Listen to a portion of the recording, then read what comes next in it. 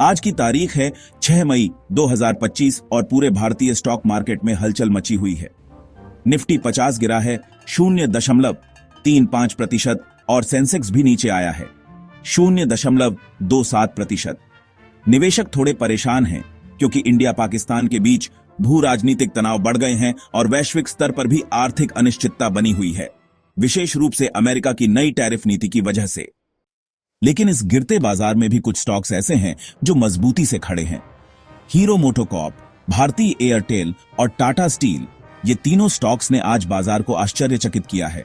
तो चलिए समझते हैं कि आखिर क्यों ये स्टॉक्स चमक रहे हैं जब बाकी बाजार अंधेरे में है। सबसे पहले बात करते हैं हीरो मोटोकॉर्प की।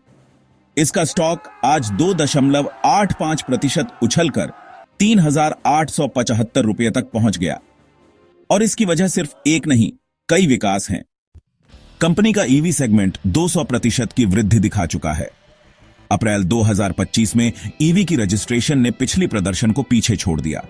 उत्पादन थोड़ा रुक गया था अप्रैल में, सिर्फ 3 दिन के लिए, लेकिन उसके बाद ऑपरेशंस फिर से पूरी गति में चालू हो गया। हीरो अब सिर्फ कम्यूटर बाइक्स पे नहीं टिक रहा।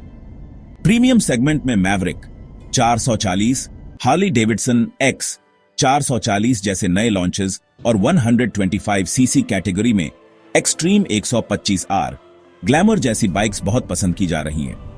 जनवरी 2025 में मार्केट शेयर गिरकर 26.92% हुआ था और सीईओ निरंजन गुप्ता का इस्तीफा भी एक बड़ा जोल था।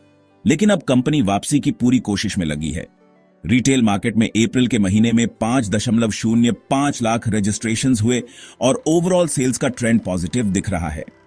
ईवी और प्रीमियम सेगमेंट को पुश करके हीरो ने इन्वेस्टर्स का भरोसा दोबारा जीता है। अब बात करते हैं टेलीकॉम की दुनिया के हीरो भारती एयरटेल की। स्टॉक आज 1.81% ऊपर गया है 1,899 रुपये 70 पैसे तक। 5 मई 2025 को एयरटेल ने लॉन्च किया बिजनेस नेम डिस्प्ले, यानी अब जब कोई कंपनी आपको कॉल करेगी तो अननोन नंबर नहीं, उनकी ब्रांड नेम डिस्प्ले होगी। 250 से ज्यादा कंपनियां इस सर्विस को पहले ही इस्तेमाल कर रही हैं और इससे कस्टमर ट्रस्ट काफी बढ़ा है। सिर्फ इतना ही नहीं, मार्च में एयरटेल ने स्पेसएक्स के साथ टाई अप किया है, जिससे इंडिया में स्टारलिंक का हाई स्पीड सैटेलाइट इंटरनेट आने वाला है। मतलब सिर्फ मोबाइल में नहीं, ब्रॉडबैंड और रिमोट कनेक्टिविटी में भी एयरटेल गेम बदलने वाला है। एनालिस्ट्स भी बुलिश हैं। मोतीलाल ओसवाल ने स्टॉक का टारगेट IS1 985 तक रखा है। Q3 FY25 में कंपनी का प्रॉफिट 505% बढ़कर RS 14 781 करोड़ तक गया था और Q4 रिजल्ट्स आने वाले हैं 13 मई को। एक्सपेक्टेशंस हाई हैं और इन्वेस्टर्स का मूड भी पॉजिटिव। अब आते हैं तीसरे स्टार परफॉर्मर पर, टाटा स्टील। स्टॉक आज 1.75% बढ़कर RS 56 तक पहुंच चुका है। वेल्स के पोर्ट टैल्बर्ट में टाटा स्टील को मिला है इलेक्ट्रिक आर्क फर्नेस लगाने की अप्रूवल, यानी अब प्रोडक्शन ज्यादा एफिशिएंट और इको फ्रेंडली होगा। यह स्टेप सिर्फ कॉस्ट सेविंग नहीं, सस्टेनेबिलिटी के लिए भी क्रूशल है। इसके अलावा टाटा स्टील अब AI की तरफ तेजी से बढ़ रहा है। 550 से ज्यादा जनरेटिव AI मॉडल्स कंपनी ने डिप्लॉय किए हैं, प्रोडक्टिविटी और क्वालिटी दोनों इंप्रूव करने के लिए। ये सिर्फ एक स्टील कंपनी नहीं, अब ये एक smart tech driven steel company बनती जा रही है। Q3 FY25 में भले ही प्रॉफिट गिरा था 295 करोड़ 49 लाख तक, लेकिन अब राइजिंग स्टील प्राइसेस और लोअर इनपुट कॉस्ट्स की वजह से Q4 में स्ट्रॉन्ग रिकवरी की उम्मीद है। एनालिस्ट मानते हैं कि टाटा स्टील का PAT 1,060 करोड़ तक पहुंच सकता है।